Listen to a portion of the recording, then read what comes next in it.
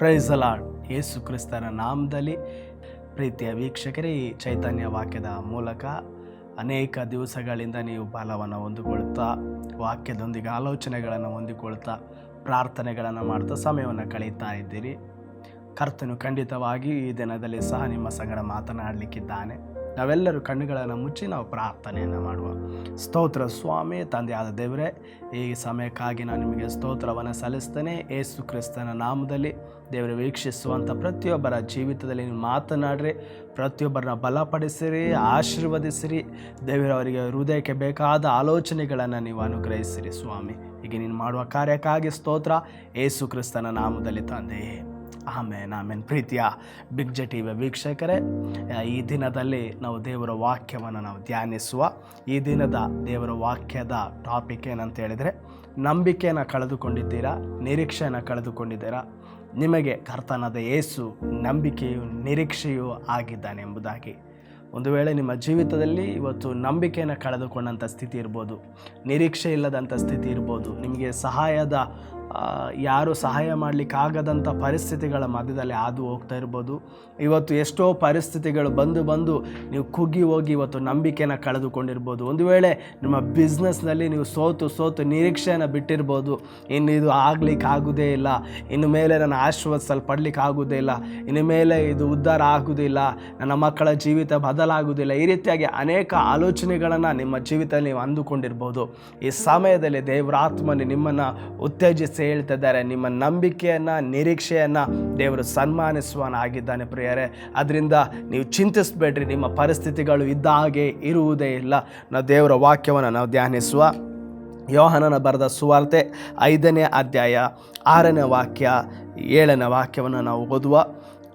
ಅವನು ಬಿದ್ದಿರುವುದನ್ನು ಯೇಸು ಕಂಡು, ಇವನು ಹೀಗಾಗಿ ಬಹುಕಾಲವಾಗಿದೆ ಎಂದು ತಿಳಿದು, ನಿನಗೆ ಸ್ವಸ್ಥವಾಗಲಿಕ್ಕೆ ಮನಸ್ಸುಂಟೋ ಎಂದು ಅವನನ್ನು ಕೇಳಿದ್ದಕ್ಕೆ ಆ ರೋಗಿಯು, ಸ್ವಾಮಿ, ನೀರು ಉಕ್ಕುವಾಗ ನನ್ನನ್ನು ಕೊಳದೊಳಕ್ಕೆ ಇಳಿಸುವವರು ಒಬ್ಬರೂ ಇಲ್ಲ. ನಾನು ಬರುವುದರೊಳಗೆ ನನಗಿಂತ ಮುಂದಾಗಿ ಮತ್ತೊಬ್ಬನು ಇಳಿಯುತ್ತಾನೆ ಅಂದನು. ಯೇಸು ಅವನಿಗೆ, ಎದ್ದು ನಿನ್ನ ಹಾಸಿಗೆಯನ್ನು ಹೊತ್ತುಕೊಂಡು ನಡೆ ಎಂದು ಹೇಳಿದನು. ಪ್ರೀತಿಯ ವೀಕ್ಷಕರೇ, ಈಗಾಗಲೇ ದೇವರ ವಾಕ್ಯವನ್ನು ನಾವು ಧ್ಯಾನಿಸ್ತಾ ಬರುವಾಗ ಬೆಸ್ಸ ಕೊಳದ ಹತ್ರ ಒಬ್ಬ ರೋಗಿ 38 ವರ್ಷಗಳಿಂದ ಮಲಗಿದಂಥ ಸ್ಥಿತಿಯಲ್ಲಿದ್ದಾನೆ. 38 ವರ್ಷಗಳಿಂದ ಅವನು ಮಲಗಿದಂಥ ಸ್ಥಿತಿಯಲ್ಲಿ ಬೆಸ್ಸ ಕೊಳದ ಹತ್ತಿರ ಇರುವಾಗ ಯೇಸು ಸ್ವಾಮಿ ಒಂದು ದಿವಸ ಬೆಸ್ಸ ಕೊಳದ ಹತ್ರ ಹೋಗುವಾಗ ಅವನನ್ನು ಹೋಗಿ ಸಂಧಿಸ್ತಾರೆ. ಯೇಸು ಸ್ವಾಮಿಗೆ ಗೊತ್ತಾಯಿತು, ಇವನು 38 ವರ್ಷಗಳಿಂದ ಬಹು ವರ್ಷಗಳಿಂದ ಇವನು ಇದೇ ಸ್ಥಿತಿಯಲ್ಲಿ ಮಲಗಿದ್ದಾನೆ ಎಂಬುದಾಗಿ ಅವನ ಹತ್ರ ಹೋಗಿ ಮಾತನಾಡಲಿಕ್ಕೆ ಪ್ರಾರಂಭಿಸ್ತಾರೆ. ಸಂಭಾಷಣೆ ಪ್ರಾರಂಭ ಆಗ್ತದೆ. ಅವನು ಹೇಳ್ತಾನೆ, ಸ್ವಾಮಿ, ನನಗೆ ಇಲ್ಲಿ ಸ್ವಸ್ಥ ಆಗಲಿಕ್ಕೆ ಮನಸ್ಸುಂಟು. ನನಗೆ ಅಲ್ಲಿ ನೀರು ಉಕ್ಕುವಾಗ ಅನೇಕ ಜನರು ಹೋಗಿ ಅದರ ಒಳಗೆ ಇಳಿದು ಸ್ವಸ್ಥತೆಯನ್ನು ಹೊಂದಿಕೊಳ್ತಾರೆ. ಆದರೆ ನನ್ನನ್ನು ಹೊತ್ಕೊಂಡು ಹೋಗಲಿಕ್ಕೆ ಯಾರೂ ಇಲ್ಲ, ನನಗೆ ಸಹಾಯಕರು ಯಾರೂ ಇಲ್ಲ ಎಂಬುದಾಗಿ. ಆದರೆ ಯೇಸು ಅವನಿಗೆ ನೋಡಿ ಹೇಳಿದರು, ನಿನಗೆ ಸ್ವಸ್ಥವಾಗಲಿಕ್ಕೆ ಮನಸ್ಸುಂಟೋ ಎಂಬುದಾಗಿ ಕೇಳಿದರು. ನಿನಗೆ ಬಿಡುಗಡೆ ಆಗಲಿಕ್ಕೆ ಮನಸ್ಸುಂಟೋ, ಆರೋಗ್ಯವಾಗಲಿಕ್ಕೆ ಮನಸ್ಸುಂಟೋ ಎಂಬುದಾಗಿ ದೇವರು ಅವನಿಗೆ ಕೇಳುವಾಗ, ಯೇಸು ಸ್ವಾಮಿ ಆತನನ್ನು ಕೇಳುವಾಗ ಅವನಿಗೆ ಉಂಟೆಂಬುದಾಗಿ ಹೇಳ್ದ. ಆದರೆ ಅವನ ನಂಬಿಕೆಯು ನಿರೀಕ್ಷೆ ಬಹಳ ಕಳೆದುಕೊಂಡಂಥ ವ್ಯಕ್ತಿಯಾಗಿದ್ದ. 38 ವರ್ಷ ಒಂದೇ ಸಮಸ್ಯೆಯಲ್ಲಿ ಬಳಲುವಂಥ ವ್ಯಕ್ತಿಗೆ ನಂಬಿಕೆಯ ನಿರೀಕ್ಷೆ ಕಳೆದು ಹೋಗಿತ್ತು. ಹೇಗೆ ಅಂತ ಹೇಳಿದರೆ, ಯಾರಾದರೂ ಅವನನ್ನು ಸ್ವಸ್ಥವಾಗಲಿಕ್ಕೆ ಆ ನೀರಿನ ಒಳಗೆ ತೆಗೆದುಕೊಂಡು ಹೋಗಿ ಹಾಕ್ತಾರೆ ಎಂಬುದಾಗಿ ನೋಡ್ತಾ ಇದ್ರು. ಆದರೆ ಹಾಕುವವರು ಯಾರು ಸಹ ಇರಲಿಲ್ಲ. ಆದರೆ ದೇವರ ವಾಕ್ಯ ಹೇಳ್ತಿದೆ, ಆ ದಿನದಲ್ಲಿ ಯೇಸು ಅಲ್ಲಿಗೆ ಬಂದು ನಿಂತರು. ಆದರೆ ಅವನನ್ನು ಎತ್ತುಕೊಂಡು ಹೋಗಲಿಕ್ಕೆ ಯಾರು ಇರಲಿಲ್ಲ ಪ್ರಿಯರೇ. ಅವನಿಗೆ ನಂಬಿಕೆಯು ನಿರೀಕ್ಷೆಯು ಕಳ್ಕೊಂಡವನಾಗಿದ್ದ. ಇನ್ನು ನನಗೆ ಯಾರು ಎತ್ಕೊಂಡು ಹೋಗುವವರಿಲ್ಲ, ನನಗೆ ಯಾರು ಆ ನೀರಿನೊಳಗೆ ಇಳಿಸುವವರಿಲ್ಲ ಎಂಬುದಾಗಿ ನಂಬಿಕೆ ನಿರೀಕ್ಷೆಯನ್ನು ಕಳೆದಂಥ ಸ್ಥಿತಿಯಲ್ಲಿ ಆ ಬೆಸ್ಸ ಕೊಳದಲ್ಲಿ ಆ ವ್ಯಕ್ತಿ ಇದ್ದ, ರೋಗಸ್ಥನು. ಆದರೆ ಯೇಸು ಸ್ವಾಮಿ ಅಲ್ಲಿಗೆ ಬರ್ತಾರೆ ಪ್ರಿಯರೇ. ನಾನು ಮೊದಲೇ ಹೇಳಿದ್ದೆ, ಇವತ್ತು ನಂಬಿಕೆಯನ್ನು ನೀವು ಕಳ್ಕೊಂಡಿರುವುದಾದರೆ, ನಿರೀಕ್ಷೆನ ಕಳ್ಕೊಂಡಿರುವುದಾದರೆ, ಯೇಸು ನಿಮಗೆ ನಂಬಿಕೆಯು ನಿರೀಕ್ಷೆ ಆಗಿದ್ದಾನೆ. ಬೆಸ್ಸ ಕೊಳದ ಹತ್ತಿರ ಒಬ್ಬರು ಬಂದರು, ಆತನೇ ಕರ್ತನಾದ ಯೇಸು. ಆತನು ಬರುವಾಗ ಆತನ ಹತ್ರ ಮಾತಾಡ್ತಾ ಇದ್ದಾರೆ ಸ್ವಾಮಿ. ಮಾತನಾಡ್ತಾ ಇರುವಾಗ ಅವನು ತನ್ನ ಸಮಸ್ಯೆಯನ್ನು ಹಂಚಿಕೊಂಡ. ನೋಡಿ ಸ್ವಾಮಿ, ನನಗೆ ಮನಸ್ಸಿದೆ ಸ್ವಸ್ಥ ಆಗಲಿಕ್ಕೆ, ನಾನು ಹೋಗಿ ಅಲ್ಲಿ ನೀರೊಳಗೆ ಇಳಿಬೇಕು. ಅಷ್ಟರೊಳಗೆ ಎಲ್ಲರೂ ಹೋಗಿ ಇಳಿತಾರೆ, ಸ್ವಸ್ಥತೆಯನ್ನು ಹೊಂದಿಕೊಂಡು ಹೋಗ್ತಾರೆ. ಈ ರೀತಿಯಾಗಿ ಅವನು ತನ್ನ ನೋವನ್ನು ಹಂಚಿಕೊಳ್ತಿದ್ದಾನೆ. ಅವನಿಗೆ ನಂಬಿಕೆ ನಿರೀಕ್ಷೆ ಎಲ್ಲವೂ ಕಳೆದೋಗಿತ್ತು. ಅವನಿಗೆ ಒಂದು ನಂಬಿಕೆ ಏನಂತ ಹೇಳಿದ್ರೆ, ಆ ಬೆಸ್ಸ ಕೊಳದಿಂದನೇ ನನಗೆ ಬಿಡುಗಡೆ ಆಗಬೇಕು, ಆ ಬೆಸ್ಸ ಕೊಳದಿಂದನೇ ನನಗೆ ಆರೋಗ್ಯವಾಗಬೇಕು, ಅಲ್ಲಿಂದನೇ ನನಗೆ ಆಶೀರ್ವಾದ ಎಂಬುದಾಗಿ ಅವನ ಮೈಂಡ್ ಸೆಟ್ ಇತ್ತು, ಅವನ ನಂಬಿಕೆ ಅದರ ಮೇಲೆ ಇತ್ತು. ಆದರೆ ಯೇಸು ಸ್ವಾಮಿ ಆ ದಿನ ಅವನ ಹತ್ರ ಹೋಗಿ ಹೇಳ್ತಾ ಇದ್ದಾರೆ, ನಿನಗೆ ಸ್ವಸ್ಥವಾಗಲಿಕ್ಕೆ ನಿನಗೆ ಮನಸ್ಸಿದೆಯಾ? ಅಲ್ಲಿ ಸ್ವಸ್ಥತೆ ಇಲ್ಲ, ನನ್ನಲ್ಲಿದೆ ಎಂಬುದಾಗಿ ಯೇಸು ಸ್ವಾಮಿ ತನ್ನನ್ನು ಪ್ರಕಟಿಸಿ ತೋರಿಸ್ತಾ ಇದ್ದಾರೆ. ಅನಂತರ ಆತನನ್ನು ನೋಡಿ ಯೇಸು ಸ್ವಾಮಿ ಹೇಳ್ತಾರೆ, ನಿನ್ನ ಹಾಸಿಗೆನ ಎತ್ತುಕೊಂಡು ನಡೆ ಎಂಬುದಾಗಿ ಹೇಳುವಾಗ ಅವನ ಹಾಸಿಗೆನ ಅದೇ ಕ್ಷಣದಲ್ಲಿ ಆ ಮನುಷ್ಯನು ಹಾಸಿಗೆನ ಎತ್ತುಕೊಂಡು ನಡೆದ ಅದೇ ಸಮಯದಲ್ಲಿ ಸ್ವಸ್ಥನಾದನು ಎಂಬುದಾಗಿ ದೇವರ ವಾಕ್ಯ ನಮಗೆ ಬಹಳ ಸ್ಪಷ್ಟವಾಗಿ ತೋರಿಸ್ತದೆ ಪ್ರಿಯರೇ. ಆ ಕ್ಷಣವೇ ಆ ಮನುಷ್ಯನು ಸ್ವಸ್ಥನಾದನು, ತನ್ನ ಹಾಸಿಗೆಯನ್ನು ಒತ್ತುಕೊಂಡು ನಡೆದನೆಂಬುದಾಗಿ. ಪ್ರೀತಿಯ ವೀಕ್ಷಕರೇ, ಒಂದು ವೇಳೆ ನಿಮ್ಮ ಜೀವಿತದಲ್ಲಿ ಇವತ್ತು ನಂಬಿಕೆಯನ್ನು ಕಳೆದುಕೊಂಡಂಥ ಪರಿಸ್ಥಿತಿ ನೀವಿರ್ಬೋದು, ನಿರೀಕ್ಷೆನ ಕಳ್ಕೊಂಡಂಥ ಪರಿಸ್ಥಿತಿಯಲ್ಲಿ ನೀವಿರ್ಬೋದು. ಇಷ್ಟು ದಿವಸ ಇಂಥ ಪರಿಸ್ಥಿತಿಯಲ್ಲಿ ನಾನು ಹಾದು ಹೋಗ್ತಿದ್ದೀನಲ್ಲ, ಇನ್ನು ಆಯಿತು, ನನಗೆ ಸಹಾಯ ಮಾಡುವವರಿಲ್ಲ, ಸಂತೈಸುವವರಿಲ್ಲ, ನನ್ನನ್ನು ಬಲಪಡಿಸುವವರಿಲ್ಲ, ಯಾರು ಇನ್ನಿಂದ ಯಾರ ಕೈಲೂ ನನಗೆ ಸಹಾಯ ಮಾಡಲಿಕ್ಕೆ ಸಾಧ್ಯವೇ ಇಲ್ಲ ಎಂಬುದಾಗಿ ನೀವು ಕುಳಿತು ಇದನ್ನು ವೀಕ್ಷಿಸ್ತಾ ಇರ್ಬೋದು. ವೀಕ್ಷಕರೇ, ನಿಮ್ಮ ಜೀವಿತದಲ್ಲಿ ಯೇಸು ಸ್ವಾಮಿ ದೊಡ್ಡ ಕಾರ್ಯಗಳನ್ನು ಮಾಡಲಿಕ್ಕಿದ್ದಾನೆ. ನೀವು ನಂಬಿಕೆಯನ್ನು ಕಳೆದು ಹೋದಂಥ ಸ್ಥಿತಿಗಳ ಮಧ್ಯದಲ್ಲಿ ನೀವಿದ್ದೀರಲ್ಲ, ನೀವು ಸೋತಂಥ ಪರಿಸ್ಥಿತಿಗಳ ಮಧ್ಯದಲ್ಲಿ ನೀವಿದ್ದೀರಲ್ಲ, ಯೇಸು ಸ್ವಾಮಿ ನಿಮಗೆ ನಂಬಿಕೆ ಆಗಿದ್ದಾನೆ. ಯೇಸು ಸ್ವಾಮಿ ಆತನ ನಿರೀಕ್ಷೆ ಆಗಿದ್ದಾನೆ. ಸೋತವನಿಗೆ ದೇವರು ಬಲವನ್ನು ಅನುಗ್ರಹಿಸುವಂಥ ದೇವರು, ಕುಗ್ಗಿದವರನ್ನ ಎತ್ತುವಂಥ ದೇವರು, ನಮ್ಮ ದೇವರು ನಂಬಿಕೆಗೆ ಮೂಲನಾಗಿರುವಂಥ ನನ್ನ ಕರ್ತನ ಆತನಾಗಿದ್ದಾನೆ. ಹಲ್ಲೆಲೂಯಾ.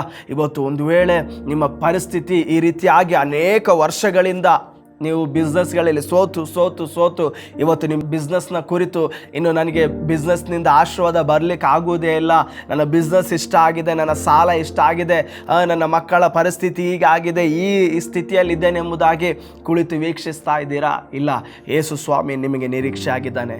ಯೇಸು ಸ್ವಾಮಿ ವಾಕ್ಯ ಹೇಳ್ತದೆ, ಅದೇ ಕ್ಷಣವೇ ಆ ಗಳಿಗೆಯಲ್ಲೇ ಅವನು ಸ್ವಸ್ಥನಾದನು ಎಂಬುದಾಗಿ ಹೇಳುವುದಾದರೆ, ಈ ವಾಕ್ಯವನ್ನು ವೀಕ್ಷಿಸುವಂಥ ಪ್ರೀತಿಯ ವೀಕ್ಷಕರೇ, ನಿಮ್ಮ ಜೀವಿತದಲ್ಲಿ ಇವತ್ತಿನಿಂದ ಒಂದು ಉದ್ಧಾರ, ಇವತ್ತಿನಿಂದಲೇ ಒಂದು ಆಶೀರ್ವಾದಗಳನ್ನು ನೀವು ಕಾಣಲಿಕ್ಕೆ ಹೋಗ್ತಾ ಇದ್ದೀರಿ ಪ್ರಿಯರೇ. ಯಾಕೆಂದರೆ ನನ್ನ ದೇವರ ವಾಕ್ಯ ಹೇಳ್ತದೆ, ಆ ಕ್ಷಣವೇ ಅವನು ಸ್ವಸ್ಥನಾದನೆಂಬುದಾಗಿ. ಅವನಿಗೆ ನಂಬಿಕೆ ಇರಲಿಲ್ಲ, ನಿರೀಕ್ಷೆ ಇರಲಿಲ್ಲ, ಅವನಿಗೆ ಮಾರ್ಗವೇ ಇರಲಿಲ್ಲ, ಅವನಿಗೆ ಎತ್ತುಕೊಂಡು ಹೋಗ್ಲಿಕ್ಕೆ, ಆ ನೀರಿಗೆ ಹಾಕ್ಲಿಕ್ಕೆ ಜನರಿರಲಿಲ್ಲ, ಸಹಾಯಕರಿರಲಿಲ್ಲ, ಫ್ರೆಂಡ್ಸ್ ಇರಲಿಲ್ಲ, ಯಾರೂ ಇರಲಿಲ್ಲ.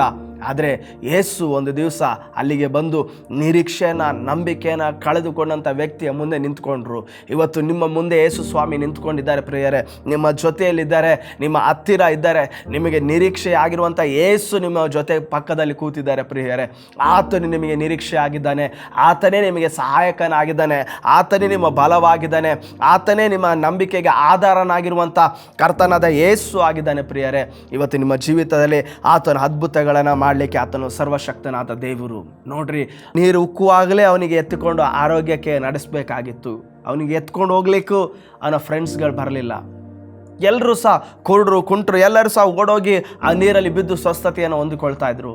ಹಾಕಿದಂಥ ಹಾಸಿಗೆಯಲ್ಲಿ ಮಲಗಿದಂಥ ಪರಿಸ್ಥಿತಿಯಲ್ಲಿ ಅವನು ಕೂತ್ಕೊಂಡಿದ್ದ. ಅವನಿಗೆ ಸಹಾಯಕರಿರಲಿಲ್ಲ.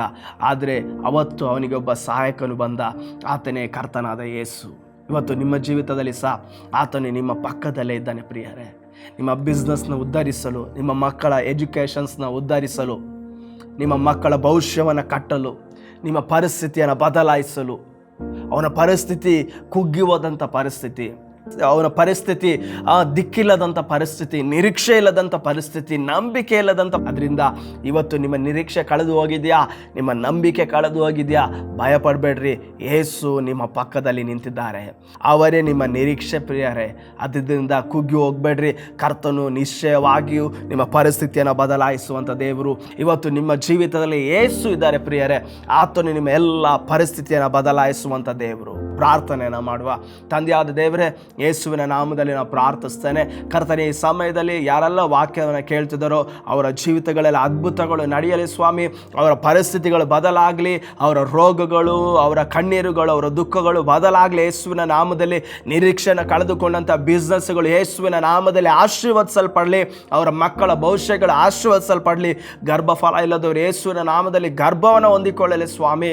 ದೇವರೇ, ರೋಗದ ಪರಿಸ್ಥಿತಿಗಳಲ್ಲಿ ಮಲಗಿರುವವರು ಯೇಸುವಿನ ನಾಮದಲ್ಲಿ ಎದ್ದು ನಡೆದಾಡಲಿ ಸ್ವಾಮಿ. ಅವರ ಪರಿಸ್ಥಿತಿಗಳು ಇದ್ದ ಹಾಗೆ ಇರದ ಹಾಗೆ ಕಾರ್ಯವನ್ನು ನೀನು ಮಾಡುವುದಕ್ಕಾಗಿ ನಿಮಗೆ ಸ್ತೋತ್ರ.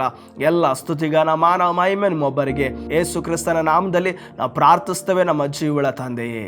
ಆಮೇನ್, ಆಮೇನ್, ಆಮೇನ್. ದೇವರು ನಿಮ್ಮನ್ನು ಆಶೀರ್ವದಿಸಲಿ. God bless you.